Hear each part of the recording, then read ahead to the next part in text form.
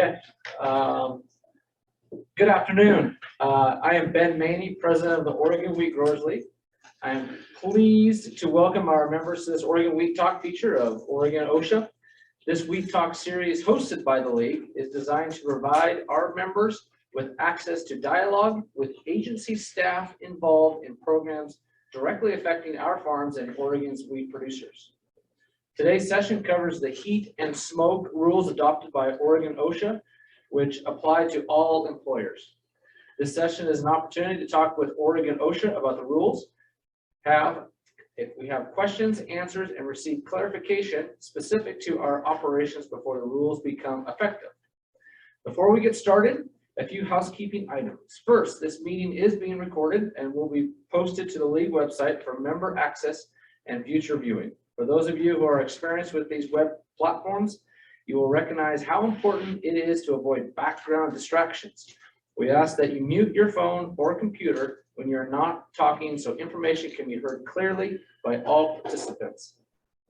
This forum will be a dialogue format, so we encourage your questions throughout the conversation. Raise your hand or use the chat feature. Today we will hear directly from Renee Stapleton.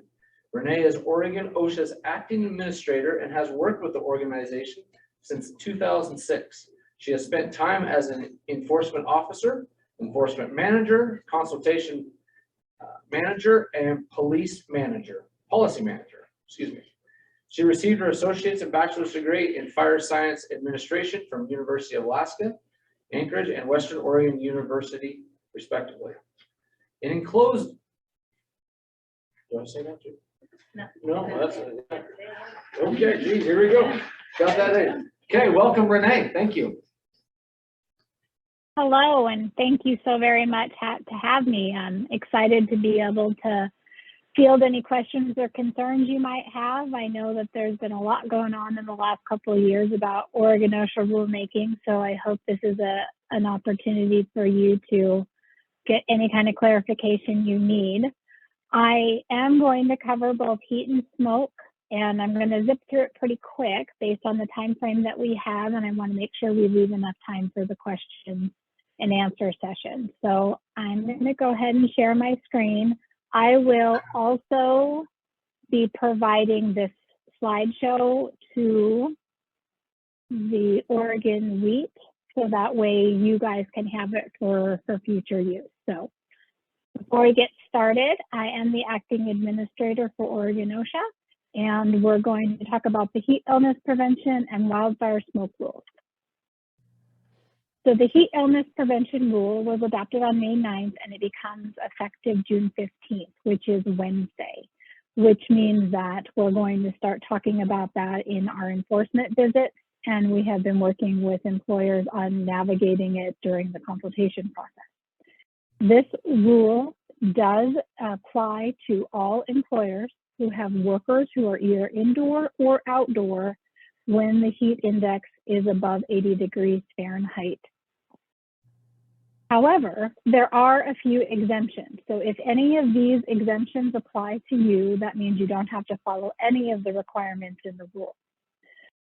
The first exemption is that if you have a worker who is outside less than 15 minutes in any 60-minute period of a 24-hour time frame, and that is the only exposure that they have, then they are not subject to the rule. There are also hot processes like foundries and things along those lines. If the heat that is generated is solely connected to the hot process of the work, it is exempt from the rule. Emergency operations that are directly involved with the protection of life or safety or the restoration of essential services are also exempt. And one question did come up during the public comment period of whether or not rangeland and cultivated and uncultivated lands would fall under this. And we have clarified that in our decision document that it would. So if the person who might be a wildland firefighter or even a rangeland firefighter is directly involved in the protection of life and safety or the restoration of essential services, it would not apply. during that direct connection. When they're doing auxiliary things and mop up and clean up, that's different. But when you're doing the actual involvement of life protection or property protection, it would not be subject to the rule. And then lastly is if you have mechanical ventilation that can control the heat index below 80 degrees, it's not susceptible to the rule either. So those are the full exemptions. There are a few partial exemptions that are worth noting as well.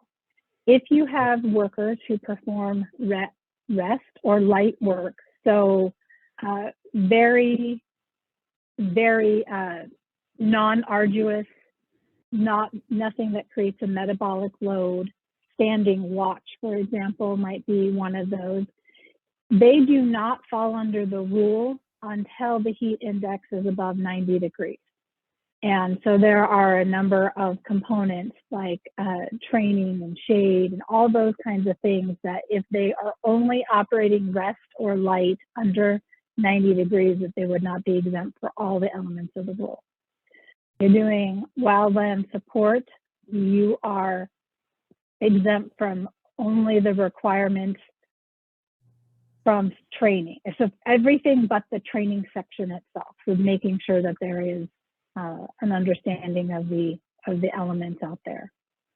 And employees who work at home are only have to do the training components. So like I said, I will make sure that we get all this information to you and the supplementary connectivity of where all this is located on our website. So just a quick run through of what the rule does require, that at 80 degrees heat index or more, shade has to be provided, water needs to be provided, and then there are specific elements for high heat practices that include a communication process and an ability for employees to communicate that they're experiencing heat-related illness. That might be a two-way radio, that might be a buddy system, or some other effective means. You must designate a person who is able to summon emergency services and then have sort of a backup system if that person is not available. You must use the NIOSH safety tool, which is a free app on phones, both an Android and iPhone, or measure the actual temperature and humidity on your own. There are 3 options for a work-rest schedule, and those only kick in once we get to the 90 degrees. The high heat practices are all at the 90-degree factors. The work-rest schedule, there are 3 different options available to you. You can develop your own, and by developing your own, you go through a series of 5 different elements that you must consider for your type of business and the industry and the work that you're doing and the protective equipment that you have on, and then integrate those 5 elements into your heat prevention plan and work-rest schedule.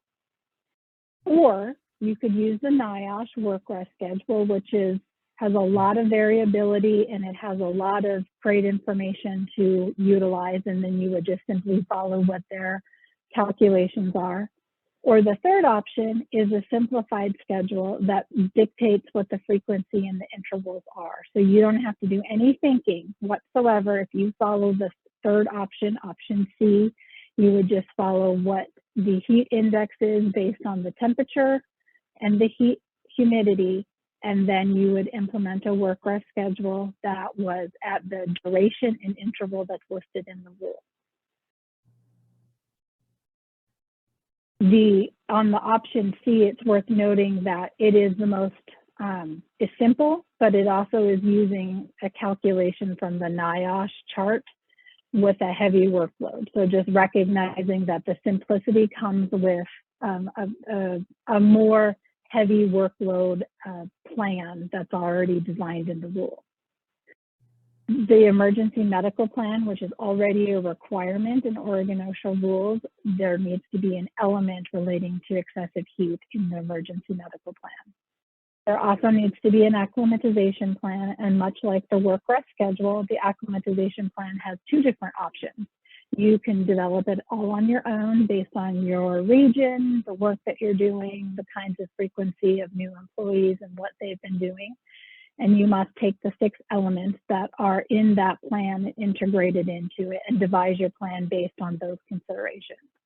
Or you can choose the NIOSH acclimatization plan, which is listed in the rule that specifically tells you the amount of work for new employees and how to slowly implement them into the acclimatization plan.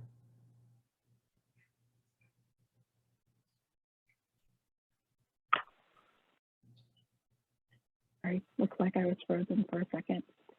And then just touching on the other rule requirements, there's a heat illness prevention plan, a training element, training documentation.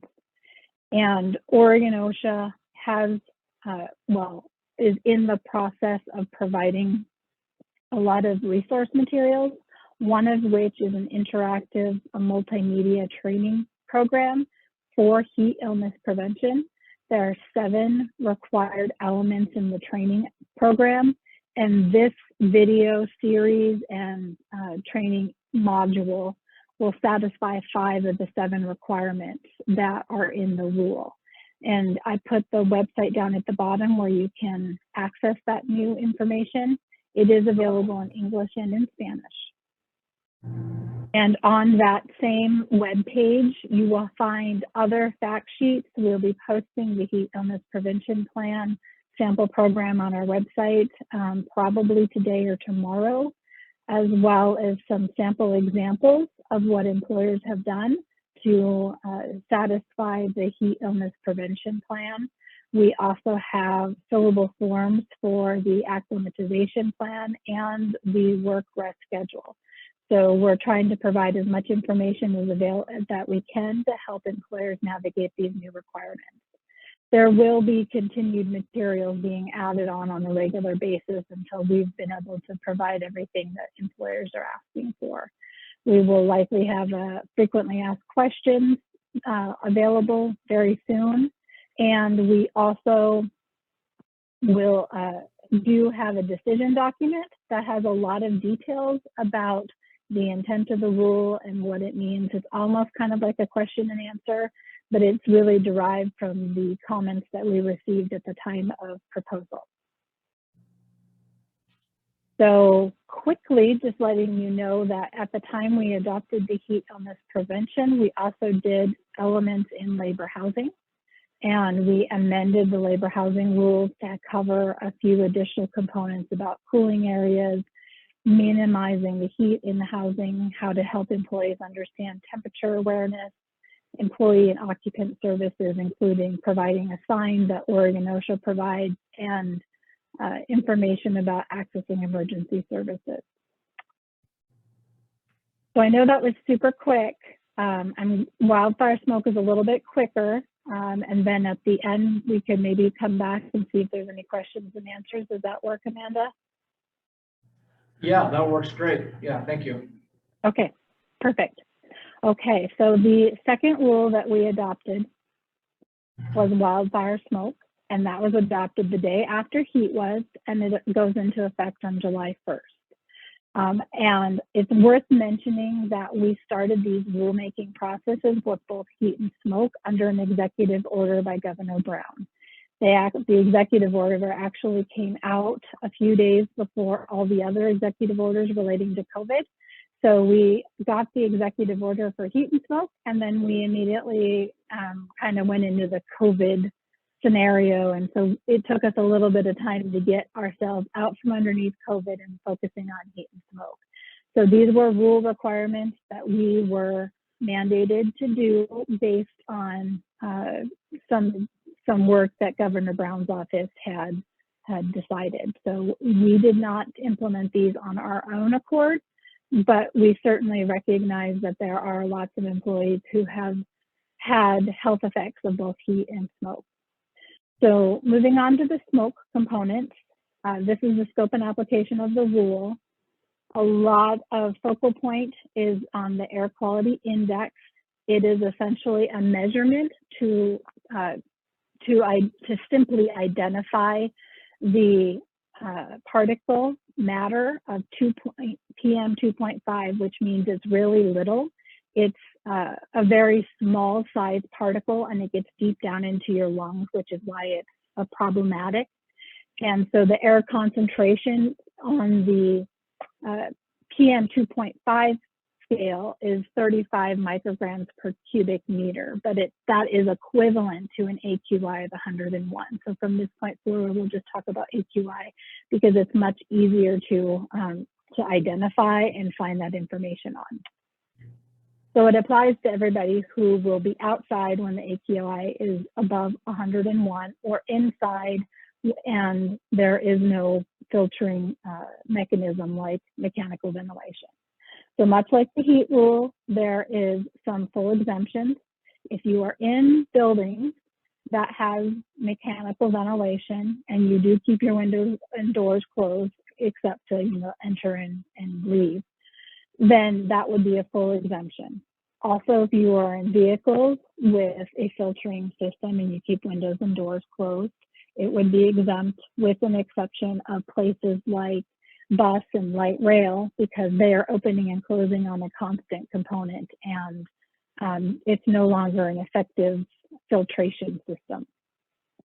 Employers can also choose that when the AQI gets to 101, that they're actually going to suspend work or move work indoors where there's mechanical ventilation or something along those lines, and they would be exempt if that was their choice.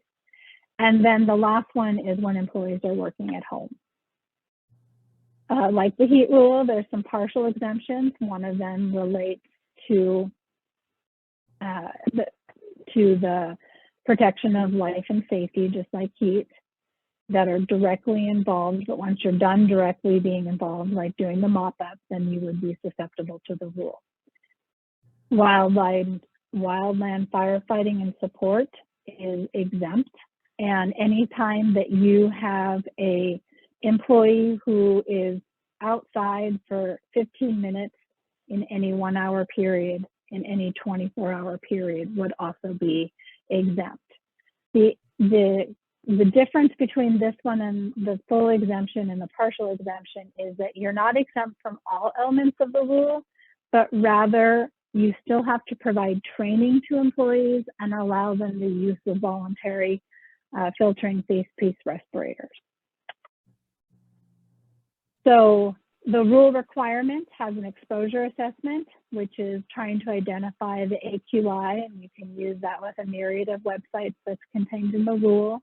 You can do that with your own measuring equipment, or if there's nothing else that is viable for you, where you're located, you can use the 531 index, which is an element that's been in place for a long time through Fish and Wildlife and Forestry, where they're looking at the horizon and identifying if they can see 5 miles, 3 miles, or 1 mile. And there is an equivalent to, if you can see those distances, what the AQI would be. As you can imagine, it's not as precise, but it is an element that can be used when you're in areas where the traditional AQI is not easily accessible, or it is not likely to be accurate. Sometimes you can have that on the ridge of a mountain or down in the valley of a mountain where the monitoring station is so far away that you're not going to get accurate information. So you also need to do training and document the training, a two-way communication system. You need to assess whether or not workers can be moved inside or do administrative controls. Workers need to have access to filtering face piece respirators, so the N95s that we're also used to, at 101. And so they just need to be able to get to it, or you can issue it to them, but something where it doesn't impede their ability of using a respirator if they want to.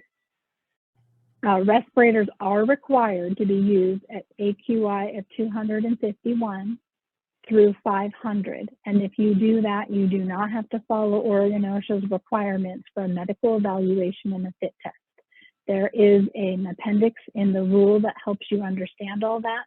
But typically when you use a filtering face piece respirator, you need to be fit tested and medical evaluation, and that is not required for wildfire smoke only between 251 and 500 AQI. Once you get above 500, 501, the full respirator program would apply and you would still be required to use respirators, but then you'd have to do the medical evaluation and fit test elements. There is a table in the rule that kind of helps lay out all the requirements, so it's very simple to identify what is necessary and at what thresholds they're required. So this is taken from a fact sheet that replicates the table that's in the rule. And much like the heat rule, Oregon OSHA is doing a multimedia training with elements, and it will satisfy 5 of the required elements. The remainder of the 5 are specific things for the employer, like how are they going to communicate, or where are the filtering face-based respirators to be located or to access. It is available on our website. We have not done a press release on it yet because the Spanish version is not complete quite yet, but the English version is now available at this page. And we're expecting the Spanish in the next couple of days. And so you can utilize this information for that training potential. So with that, I would just end with, we do have consultative services available to help you with any questions or concerns that you might have. We can do on-site consultations and come out and help employers navigate these new rules, as well as help with developing programs and reviewing materials, whatever is useful for employers. These are all the field office consultation numbers if you want to reach out to them. Technical services are the people who are developing the rules, but they're also developing all the publications and materials to help support the rules and help employers understand the requirements. And as always, you're welcome to contact me with any questions or concerns. So I know I said a ton of things very quickly, and it's a lot of information to take in one time. So any questions or concerns or anything I can help answer? So I'll start, Renee, first with appreciation for your clarification in relation to the rangeland, cropland, wildland firefighter issue. That is one that we put in our original comments on these, seeking that clarification to ensure that as fires are not adhering to boundaries, that we are not preventing work from taking place on that property and life saving. So appreciate that clarification that was made into this. Did have a question for you to talk a little bit more about the requirements on having immediate and readily available shade areas. So as I look at our farm operations, one of the major things that might happen is we have a breakdown during the middle of harvest and that heat. These are all equipment that's moving around fields in different ways. So is something like a service rig that has air conditioning considered a shade that is immediately and readily accessible? That is a great question, and one I was going to pull up. You actually can take a break in shade and in air conditioning, a climate controlled air conditioned unit, and that would satisfy their requirement. There's a little bit of clarification to be done on that in our FAQs. Essentially, workers need to be able to, essentially the air conditioning would provide that relief, but they need to be doing non-arduous tasks. So not that this is real, but if you were to be lifting weights or something in the air condition, that would not help them cool down. But doing things that are light work or paperwork or things like that, where you're really trying to reduce your metabolic load in shade and air conditioning, that absolutely would be the case. And I know I gave a totally crazy example and that's never going to happen, but it's just to illustrate that you can't do really heavy stuff because you really need that time to cool down. Great. Renee, this is Ben. Could you clarify like workload, because I know we mentioned in the summary, like light workload, like standing, but maybe give some examples of what you guys are thinking for workloads for medium size, heavy workload or hard. I don't know what the, proper terms are, but just kind of give an idea of what that would look like. Sure. And if you don't mind, I'm going to share my screen again because it's actually in the rule. So it just would be helpful to be able to show people. So this is the appendices that's in the rule. And these examples were taken from NIOSH's heat plan. And so they're calculating the metabolic load. You do not have to calculate the metabolic load, but over here in the right-hand column, NIOSH did that for you just to kind of give you helpful indicators of the kinds of things of what light or rest work would be. So you can see that rest is sitting and thinking, and light work would be sitting with minimal hand work, sewing, writing, drawing, driving a car, occasional slow walking, stooping, crouching, kneeling, standing, watch. Now, I will caution you on the stooping, crouching, or kneeling because lots of people have asked us whether or not that's picking berries. And it's actually further described later down in this that crop picking doesn't fall under light work. But then these were, we don't discuss moderate or heavy work in the rule, but we published this to give you really an example and understanding of the kinds of things that are how they get calculated and the different kind of work that you're doing. I mean, as you can imagine, raking is very different than standing watch. And so this is really, it's not an all-inclusive list by any means, but it does give really good examples of how you might make that assessment for the worker.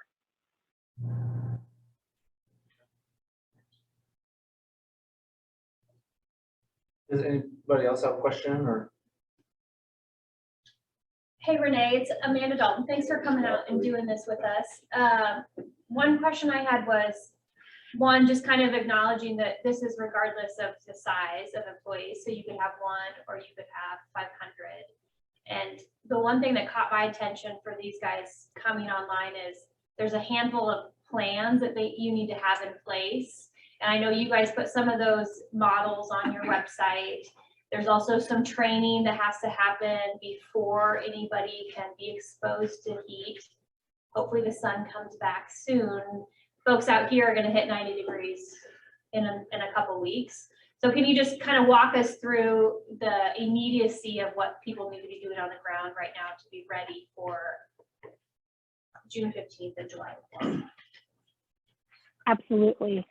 So that's a very good question. And especially with heat, we've had a program directive in place that would go into effect in June 15th of every year. So there has always been a requirement of how to manage your heat illness prevention, and the listing things about water and shade and training materials. All those kinds of elements are pieces that we would address during enforcement and consultation visits prior to these rules being adopted, but there is more clarity and focal point on these rules on specific elements. So you're right, Amanda, it does not have any bearing on the size of employer. All employers who have workers exposed to heat or smoke would have to develop these things.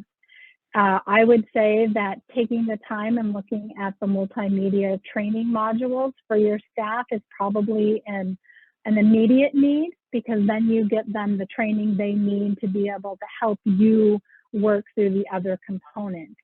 The heat illness prevention plan is required, and the acclimatization plan and the work rest plan are required, but all of those can be folded into the heat illness prevention plan.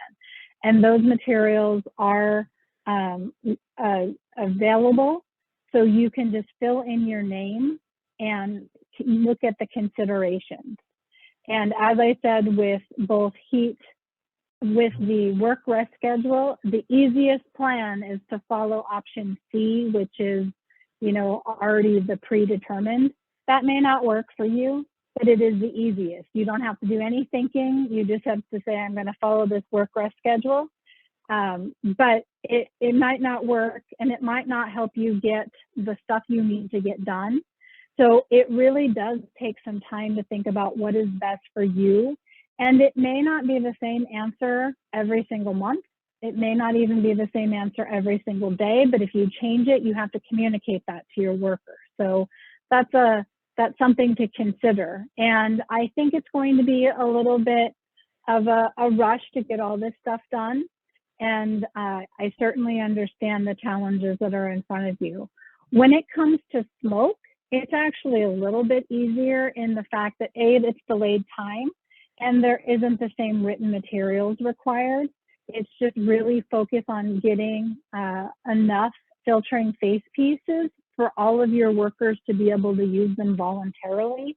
That would be the priority that I would put there, and then utilizing the training that we have available that will satisfy most of the training requirements that you have. The other part with smoke is that is also not as predictable that everyone is going to face it every day. Heat probably gets you to a point, at least on the east and the south, where as soon as you hit 90, you kind of stay in the 90 degrees for quite a while.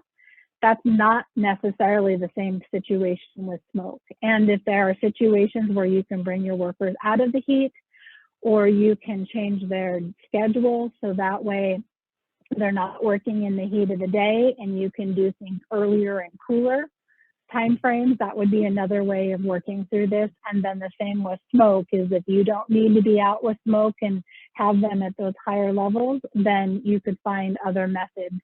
It's not as likely in your type of work, and I recognize that, but there are lots of employers who can change the situation based on the work they do and do it differently based on the predictions of either heat or smoke.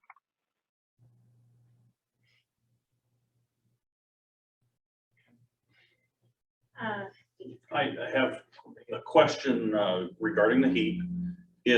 Excuse me, my name's Deacon Heidemann. I'm the Gillum County president. Kind of a real world situation for, let's say, harvest time. If the employers are working from an enclosed cab with air conditioning, from what I understand is that is an exempt situation, correct?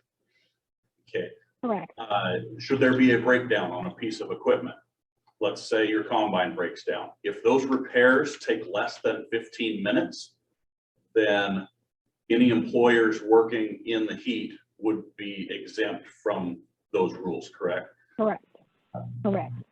If that repair takes longer than 15 minutes, let's say it takes 2 hours. If those employers are able to work in a shaded condition, let's say you can turn that piece of equipment so the repairs are happening in the shade and water is provided, then what are your requirements for breaks at that point in time, I guess? Do you have to stop every 15 minutes per hour and return to an air-conditioned situation? Or you continue to work in a shaded environment if that heat index is still above 90? So it's going to depend on the kind of work they're doing. So if they are draining an oil pan, where it is once you screw it, they're waiting for it to drain and it's just draining, and they're not doing hard work, they're not turning upside down and doing all kinds of things that put a metabolic load on us, it wouldn't be the focal point of the shade, the work rest. At the moment they're doing the metabolic load, you would need to consider how you're going to implement a work rest schedule. But if they're doing light work, it is different. I mean, it's really, you have to look at the work they're doing. So planning for contingencies is absolutely the best way to keep your workers safe. I would recommend, even if you plan on keeping them in air conditioning, you recognize there are moments that that's not always going to be the case, whether it's other kinds of things outside of the cab of the tractor that they're going to have to do that you think might be 15 minutes, but you realize it could be 30 or more. I would at least get the training elements component done, so that way your employees know what is expected of them and how they can navigate that situation for you. This, a follow-up question is, the rules obviously apply. It does designate them to all employees. Do those same rules and regulations apply to an owner-operator? That is a great question, actually. It depends on how you're structured. So if you are an owner operator that is a corporation, you are a member of the corporation. So you would be susceptible to Oregon OSHA and fall under those rules. That is true of all Oregon OSHA rules, and it's not unique to safety or to smoke or heat. But if you were a sole proprietor and that was your business model, Oregon OSHA doesn't regulate sole proprietors. A partnership? Partnerships, it is a little bit tricky, especially with how many members are in the partnership. It also is something you have to think about with whether or not you're covered by workers' comp. If you're covered by workers' comp, regardless of what you do, you would be covered by Oregon OSHA, because the intent of it is to reduce workers' compensation claims. And Renee, for those hiring farm labor contractors, is the secondary employer, the person hiring the contractor, responsible that the contractor is complying with these rules when on their field? Yes. The primary contractor would be the farm labor contractor, but essentially the grower has the responsibility of safety and health to all workers that are working under their umbrella. So it would be very similar to a general contractor and subcontractor. So if a subcontractor is not doing something appropriately in the construction industry, the general contractor can be held accountable as well. So there are a couple of program directives that are not about heat and smoke, but they are about these two topics where we're talking about what is Oregon OSHA's jurisdiction and how can we apply at a multi-employer work site. I'm happy to send that information to Amanda when I send the PowerPoint, so that way you guys have the more detailed description and can look at it on your own time, so it's easier to formulate other questions and follow up. And then if you have anything that we can help answer, happy to do so.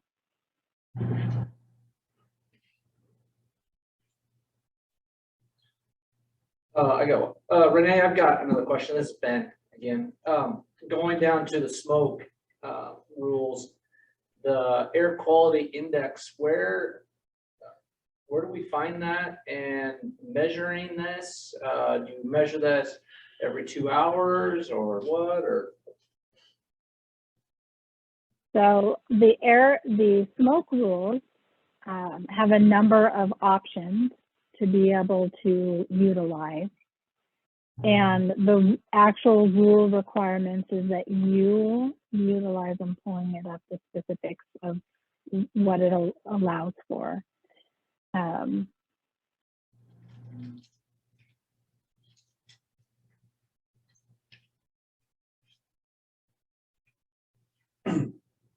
Okay, so the exposure assessment is you can use the current average or forecasted through the Department of Environmental Quality, the Air Now website.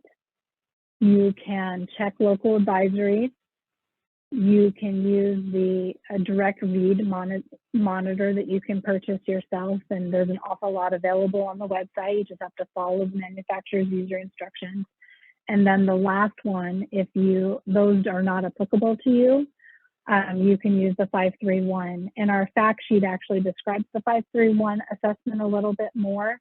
I would, you can even look at your app right now for the weather app that's often on a lot of smartphones, and it's going to tell you an AQI as well. So there's a lot of ways of getting free opportunities to access this information. And you just have to look at it, and you have to be able to identify when circumstances might change, which part of that is a communication plan with your workers. So that way you can communicate when things are different, or they can communicate when things are changing differently than what was anticipated. Great, thanks. Okay, if there's no more questions, thank you for taking the time for this discussion. Our next Oregon Wheat Talk will take place in collaboration with the Idaho Wheat Commission. We will host Shelby Kinsley from U.S. Wheat Associates to discuss the role of food aid in wheat markets. Join us on July 12th at noon Pacific time. Check our website and your newsletter for further information. Have a good afternoon, and we appreciate your support of Oregon Wheat Growers League. Thank you, Renee. Okay, thanks, Renee. Thanks, Renee. Thank you. Thank you. Take care, everybody.